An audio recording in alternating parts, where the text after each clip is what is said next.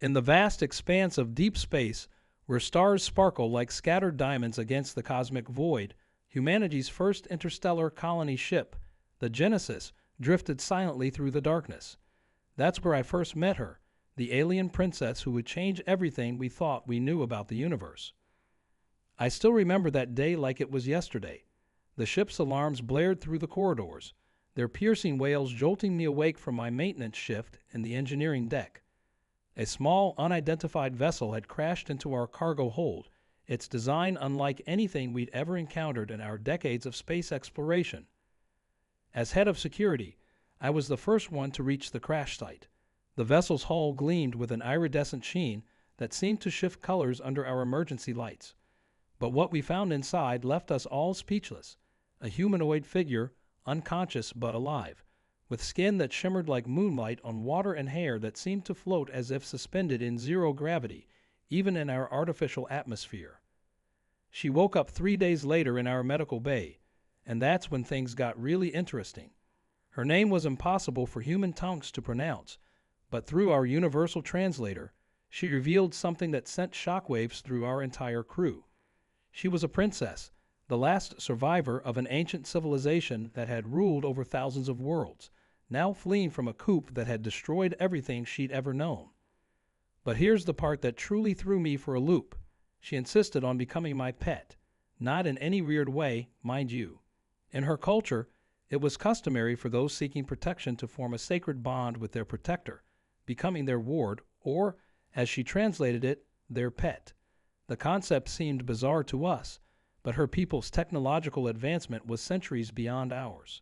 Having her as an ally could change the course of human history. The ship's council was split on what to do. Half wanted to keep her presence a secret, fearing the attention it might bring from whatever forces had destroyed her civilization. The others saw an opportunity, a chance to leap forward in technological understanding by decades, maybe even centuries.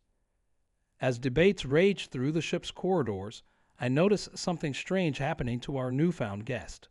Her control over her abilities, things we'd only seen in science fiction like telepathy and matter manipulation, began to slip.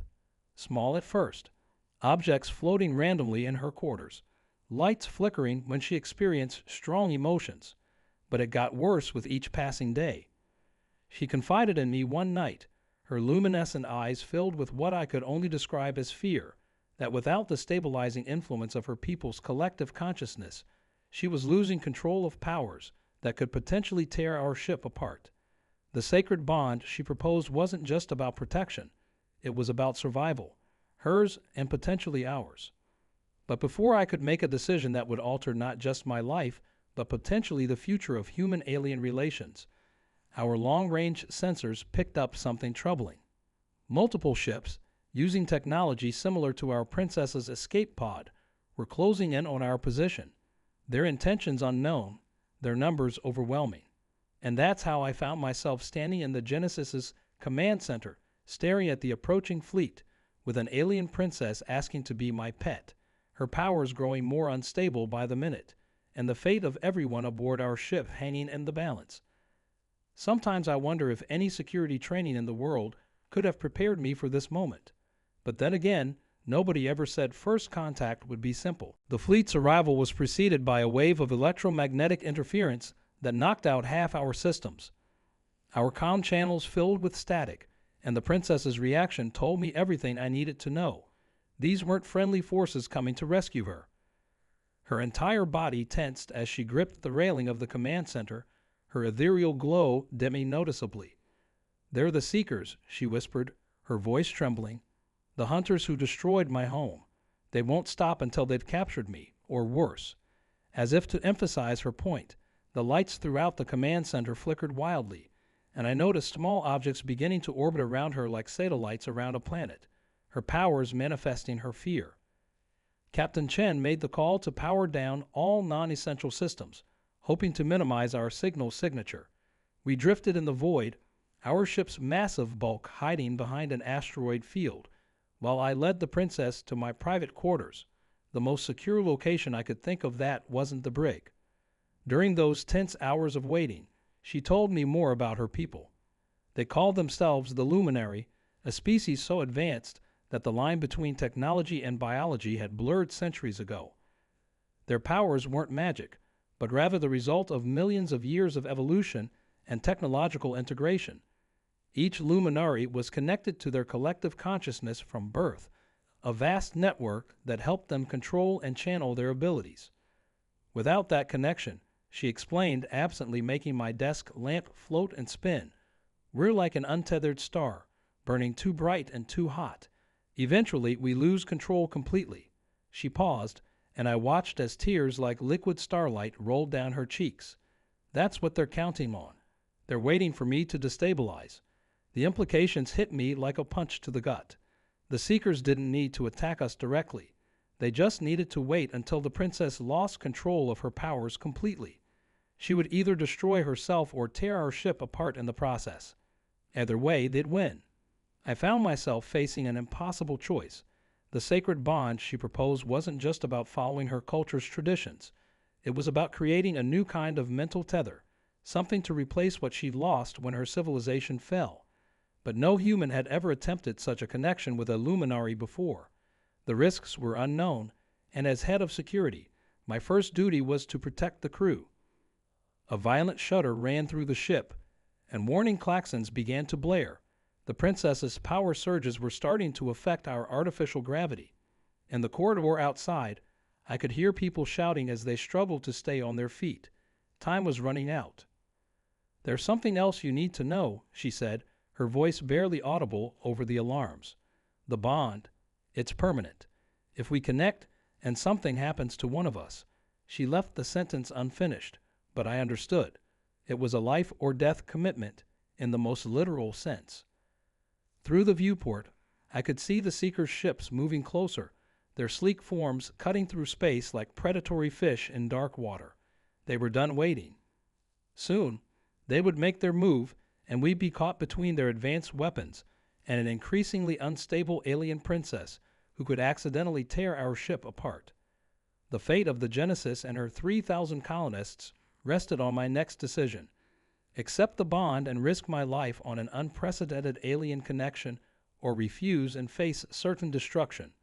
As another tremor rocked the ship, the princess held out her hand, her palm glowing with inner light. Please, she whispered, let me be your pet. Time seemed to freeze as I stared at her outstretched hand. Through the viewport behind her, I could see the Seekers' ships taking up attack formations. The princess's powers were causing havoc with our systems. Emergency lights strobed wildly. Loose objects whirled through the air like debris in a tornado, and the artificial gravity fluctuated so violently that crew members in distant sections of the ship were reporting injuries. I need to know everything, I said, my voice steady despite the chaos around us. What exactly happens during this bond? The princess's luminescent eyes met mine, and for a moment, I saw the weight of her entire civilizations fall reflected in them. Our minds will connect, she explained, her voice growing urgent as another tremor shook the ship. Not like simple telepathy. Deeper. You'll become my anchor to this reality, my tether. Your consciousness will help stabilize my powers, but, she hesitated, steadying herself against a wall as the gravity shifted again. You'll feel everything I feel. My memories, my pain, my powers. They'll become part of you too. Captain Chen's voice crackled over the ship's comm system, distorted by interference. Multiple hull breaches detected in lower decks. We've lost engine control, and life support is failing in sections 3 through 7. Whatever you're going to do, do it fast. The princess suddenly doubled over, her skin glowing so bright it was almost painful to look at.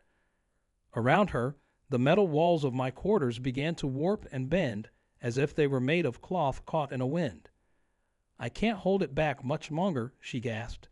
The Seekers, they're using some kind of resonance weapon. They're trying to force me to destabilize completely.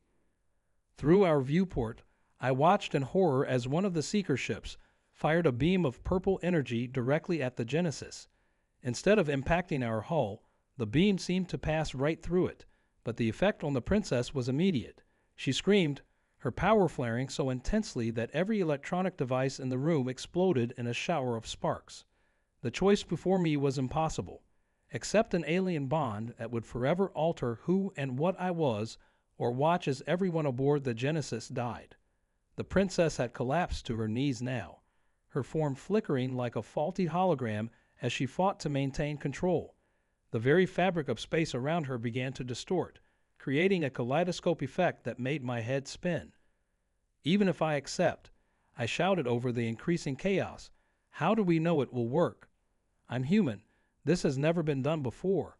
The princess looked up at me, her eyes now glowing with the intensity of small suns. Because, she said, her voice echoing strangely, I've seen it. In the moments before my world fell, I saw visions of possible futures. This, you, were in one of them. Another blast from the seeker ships rocked the Genesis, and I heard the terrifying sound of metal tearing somewhere below us. Warning sirens blared throughout the ship, announcing multiple system failures.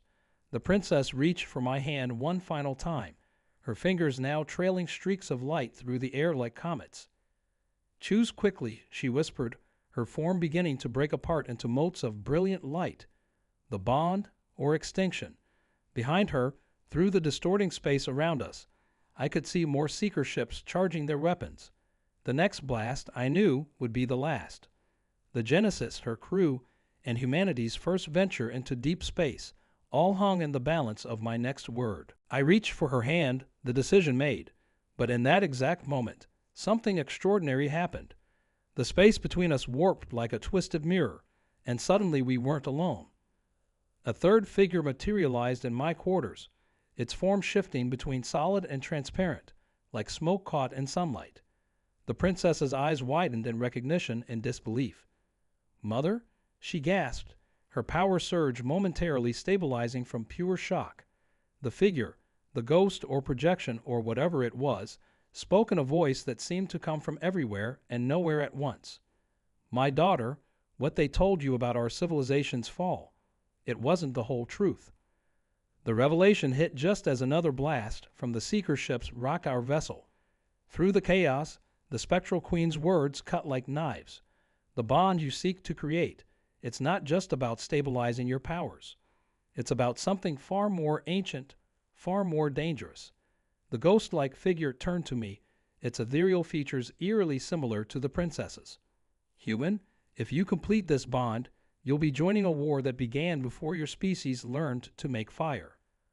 The princess's expression shifted from shock to something else. Fear? Anger? Mother, we don't have time for this. The Seekers. But her mother's apparition cut her off. The Seekers aren't trying to capture you, my dear. They're trying to prevent what happens if this bond is completed. Show him, daughter. Show him your true form. The princess backed away from both of us, her control slipping again as emotions overwhelmed her.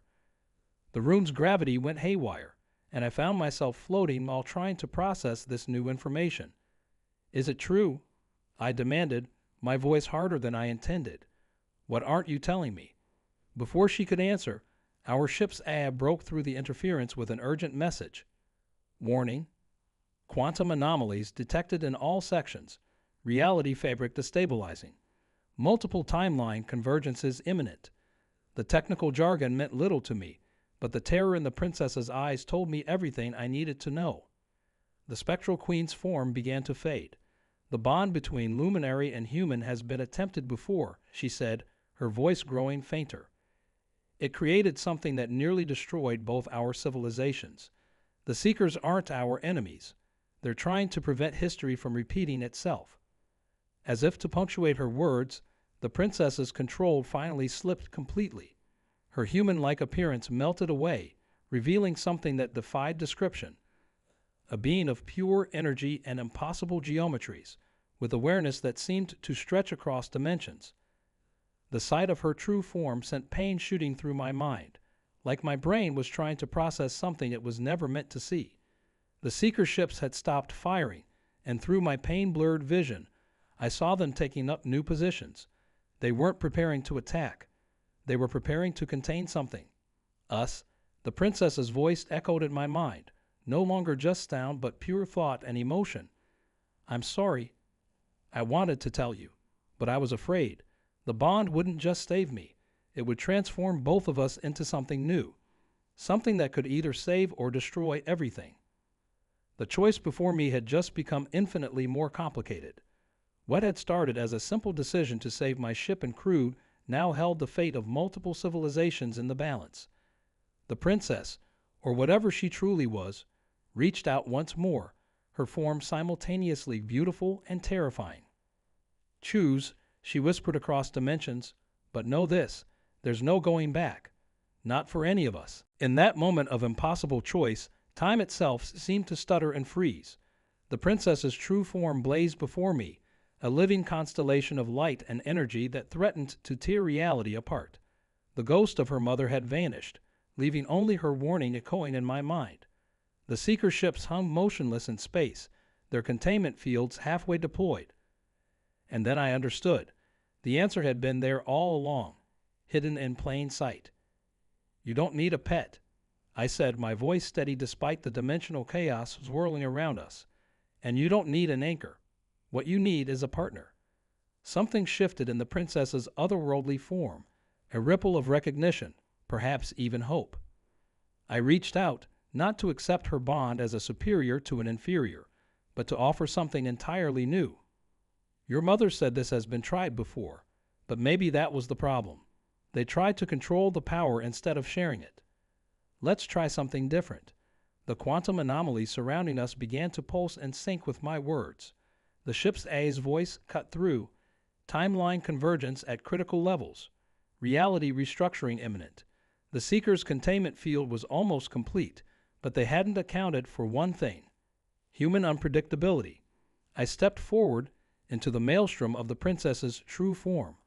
"I accept the bond," I declared, "not as your keeper, but as your equal. Let's rewrite the story together."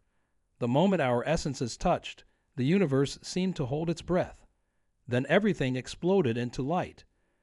The transformation wasn't what anyone expected, not the Seekers, not the princess, and certainly not me.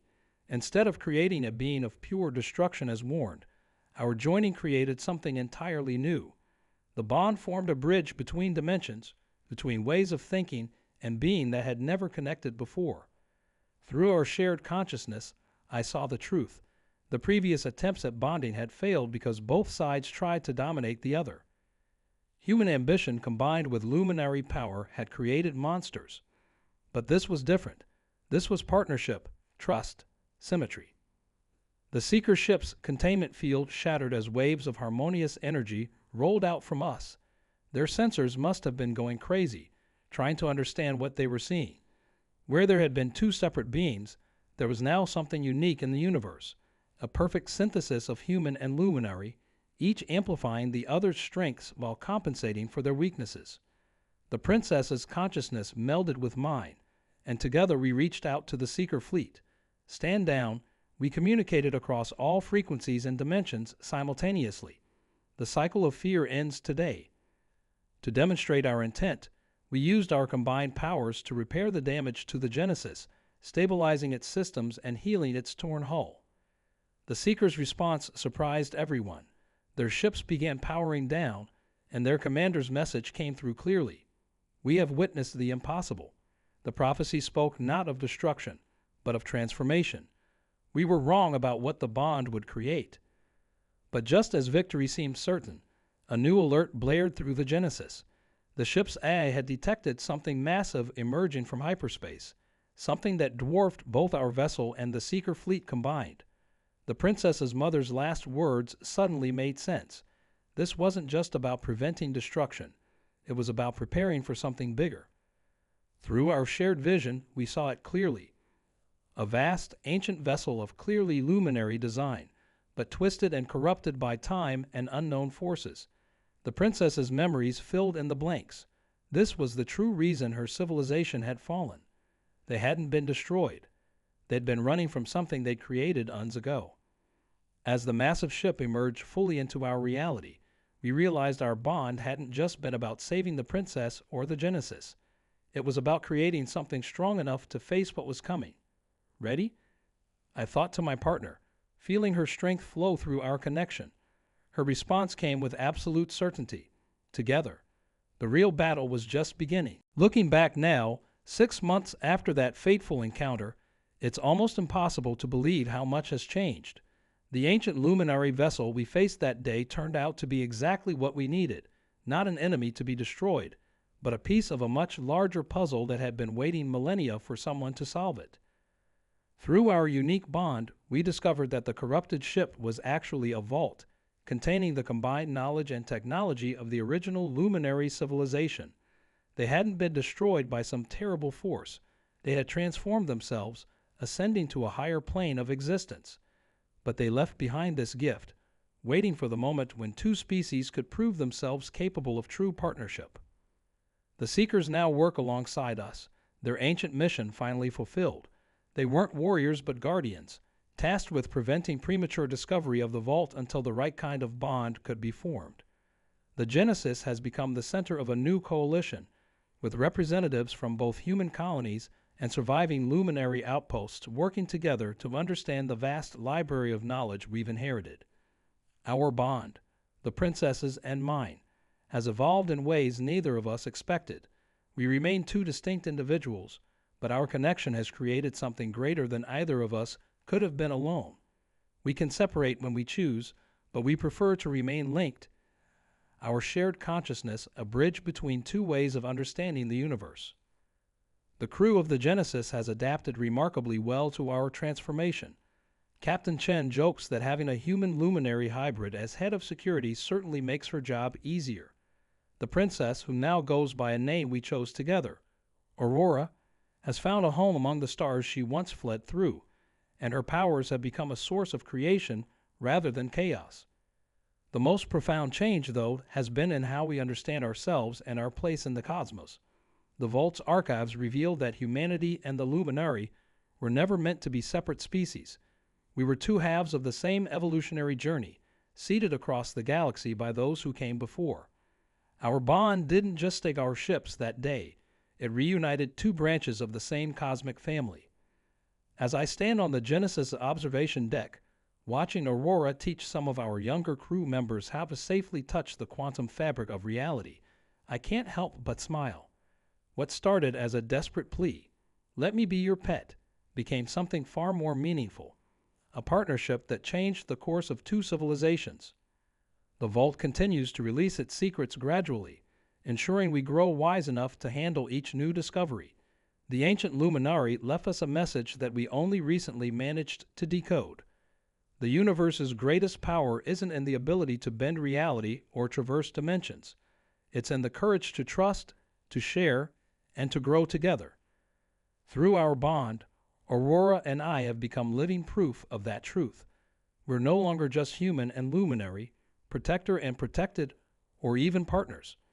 We're pioneers of a new way of being, showing what's possible when you let go of preconceptions and embrace the unknown. As I write this log entry, another ship appears on our sensors, this one carrying representatives from a third species seeking to join our growing coalition. Aurora's consciousness brushes against mine, sharing her excitement and curiosity. Ready for another adventure? She asks through our link. I smile, both physically and mentally. In the end, that's what all of this has been about, not just survival or power, but the endless adventure of discovery and connection. Together, we turn to welcome whatever comes next. After all, in a universe this vast and wonderful, anything is possible, and we're just getting started.